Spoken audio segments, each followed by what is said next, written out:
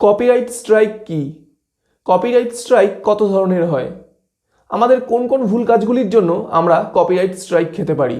বন্ধুরা, এই কোয়েশ্চেন্সগুলো মোটামুটি প্রত্যেক ইউটিউবারই কখনো না কখনো ইউটিউব বা গুগলে অবশ্যই সার্চ করেছে। তো আপনি যদি একজন ইউটিউবার হন, তবে আপনাকে ইউটিউবের কপিরাইট পলিসিকে ভালোভাবে জানতেই হবে। তার কারণ আপনি যদি ইউটিউবের কপিরাইট পলিসি সম্পর্কে না জানেন, তবে কী ধরনের কন্টেন্টের জন্য আপনার চ্যানেলে কপিরাইট স্ট্রাইক আসতে পারে বা কোন ধরনের কন্টেন্ট ভায়োলেশনগুলো আপনাকে এড়িয়ে চলতে হবে, এই সমস্ত বিষয়ে আপনি সতর্ক হতে পারবেন না। ফলে ইউটিউবে এরকম আপনার কয়েকটি ভুলই বছরের পর বছর আপনার পরিশ্রমের ফসল, আপনার চ্যানেলটিকে ইউটিউব টার্মিনেট করে দিতে পারে। তো আজকের ভিডিওতে আমি এই কপিরাইট স্ট্রাইক সংক্রান্ত বেসিক পলিসি নিয়ে আপনাদের প্রশ্নগুলির সমাধান দেবার চেষ্টা করব। তো বন্ধুরা, ভিডিওটি শেষ পর্যন্ত দেখতে থাকুন। আর আপনি যদি আমার চ্যানেলে নতুন হন, তবে চ্যানেলকে সাবস্ক্রাইব করে পাশের বেল আইকনটি দাবিয়ে দিন, কারণ ইউটিউব রিলেটেড এমন সমস্ত ভিডিও আপনারা এই চ্যানেলে পেয়ে যাবেন। বন্ধুরা, আমাদের প্রথমে জানতে হবে কপিরাইট আসলে কি।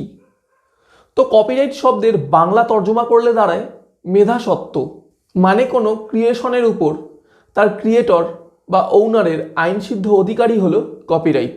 তো ধরুন, এই যে বোয়া B1M1 মাইক্রোফোনটা আমি অনলাইন পারচেস করেছি, মানে এর রসিদ আমার কাছে আছে।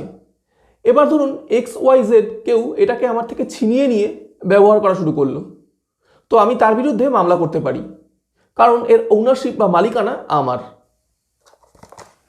তো এভাবেই আপনাদের কোনো সম্পত্তি যা আপনি পরিশ্রম করে বানিয়েছেন, তো সেটা যে কোনো কিছুই হতে পারে।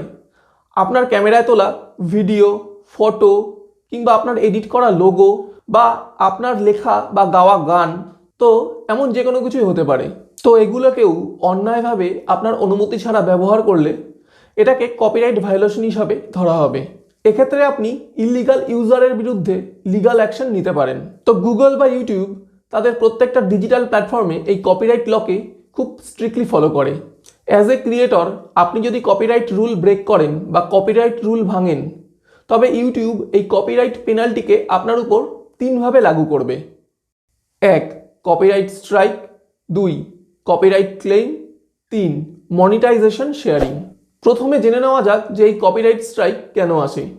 তো বন্ধুরা, আপনাদের জানিয়ে রাখি, আপনারা যদি উইদাউট পারমিশন কোনো র্যান্ডাম সাইট বা অন্য কোনো ইউটিউব চ্যানেল থেকে কোনো ভিডিও, ফটো, ইমেজ বা মিউজিক ব্যবহার করেন, তো এক্ষেত্রে যার প্রপার্টি আপনি ইউজ করছেন সেই ওনার আপনাকে কপিরাইট স্ট্রাইক দিতে পারে।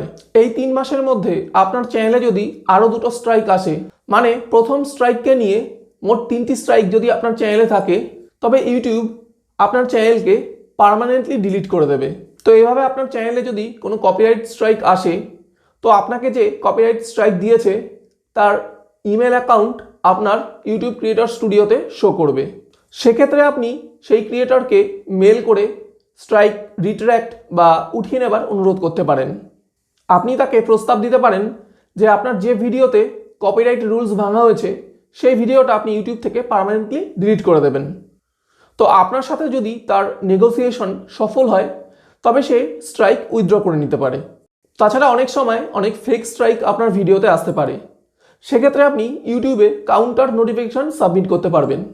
তখন ইউটিউব তদন্ত করে দেখবে যে আপনার ভিডিওতে যে স্ট্রাইক এসছে তা সত্যি না ফেক, এবং ইউটিউব যদি তদন্ত করে দেখে যে এটা ফেক স্ট্রাইক, তবে ইউটিউব তা আপনার চ্যানেল থেকে রিমুভ করে দেবে। এবার জেনে নেওয়া যাক কপিরাইট ক্লেমের ব্যাপারে। তো ধরুন আপনি আপনার কোনো ভিডিওতে কোনো বলিউড সং বা কপিরাইটেড সং ইউজ করেছেন, তো সেক্ষেত্রে আপনি যে কোম্পানির মিউজিক আপনার ভিডিওতে ইউজ করেছেন সেই কোম্পানি আপনার ভিডিওতে কপিরাইট ক্লেম দেবে। এর ফলে আপনার সেই ভিডিওর রেভিনিউ সেই বড় কোম্পানি বা চ্যানেলের সাথে শেয়ার হয়ে যাবে। এর ফলে ওই ভিডিও যে রেভিনিউ জেনারেট করবে তা সম্পূর্ণ চলে যাবে সেই কোম্পানির হাতে যে কোম্পানির কন্টেন্ট আপনি আপনার ভিডিওতে ইউজ করেছেন। মানে ওই ভিডিও থেকে আপনি 1 পয়সা পাবেন না। তো আপনার চ্যানেলে এমন কপিরাইট ক্লেম আসলে ভয়ের তেমন কিছু নেই, আপনার চ্যানেলের কোনো ক্ষতিই হবে না। তবে হ্যাঁ, আর্থিক তো কিছু ক্ষতি অবশ্যই হবে। এবার আপনি যদি মনে করেন আপনার পয়সা আপনি কাউকে দেবেন না, তো সেক্ষেত্রে আপনার ভিডিও থেকে কপিরাইট ক্লেম রিমুভ করা সম্ভব।